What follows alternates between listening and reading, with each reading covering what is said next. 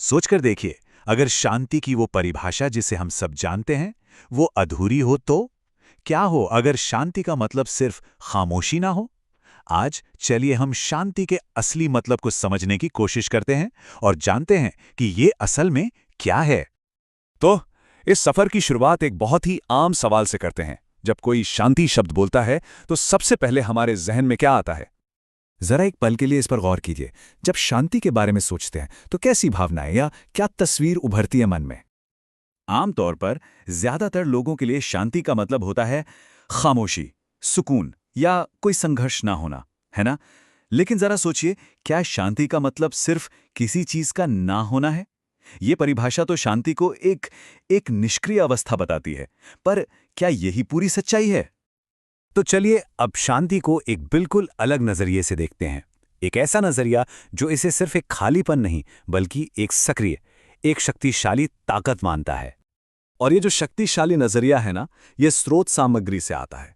यह हमें सिखाता है कि असली शांति सिर्फ खामोशी से कहीं ज्यादा गहरी और सार्थक है। और यही है वो मुख्य विचार जो सब कुछ बदल देता है। ध्यान से सुनिए, शांति का नाम निष्क्रियता नहीं, अपितु पूर्ण समाधान के प्रति आशा और दृढ़ विश्वास में स्थिरता है। इस पर जरा गौर कीजिए। इस परिभाषा के हिसाब से शांति कोई मंजिल नहीं, बल्कि एक सफर है, एक सक्रिय प्रक्रिया। तो सवाल ये उठता है कि ये सक्रिय शांति बनती कैसे है? इसे समझने के लिए आइए इसके 3 मुख्य स्तंभों को जानते हैं। यही वो स्तंभ हैं जो मिलकर असली शांति की नींव रखते हैं। तो ये 3 स्तंभ हैं: आशा यानी होप, दृढ़ विश्वास यानी फॉर्म फेथ और स्थिरता यानी स्टेबिलिटी। सबसे पहले बात करते हैं आशा की। ये सिर्फ एक सब ठीक हो जाएगा वाली भावना नहीं है, बल्कि चुनौतियों का सामना करने का एक सकारात्मक नजरिया है। दूसरा है दृढ़ विश्वास। ये इस बात पर यकीन है कि चाहे हालात कितने भी मुश्किल क्यों ना हो, समाधान जरूर मुमकिन है। यही हमें आगे बढ़ने की हिम्मत देता है। और तीसरा और बहुत जरूरी, स्थिरता। ये वो अंदरूनी मजबूती है, वो भीतरी शक्ति है जो बाहर के हालात से नहीं, बल्कि हमारी आशा और विश्वास से पैदा होती है। यही हमें किसी भी तूफान में शांत रखती है।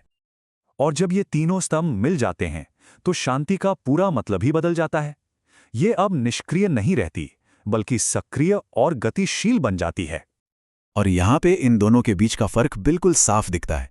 देखिए, जो निष्क्रिय शांति है वो समस्याओं से भागती है, जबकि सक्रिय शांति उनका सामना करती है। अन्याय के सामने चुप रहना शांति नहीं है, बिल्कुल नहीं। असली शांति तो समाधान ढूंढने में है, संवाद करने में है और न्याय के लिए सक्रिय कदम उठाने में है। तो इस सब का आखिर मतलब क्या निकलता है? असली शांति तक पहुंचने का रास्ता क्या है?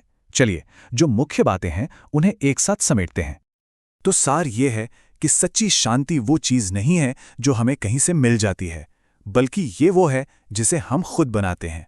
ये एक सक्रिय प्रक्रिया है जिसकी शुरुआत हमारे अंदर आशा और विश्वास से होती है। ये हमें भागने के लिए नहीं, बल्कि जुड़ने के लिए और समाधान खोजने के लिए प्रेरित करती है। तो आखिर में ये सवाल हम सब के लिए है कि क्या हम सिर्फ शांति की कामना कर रहे हैं या फिर हम सक्रिय रूप से इसका निर्माण कर रहे हैं?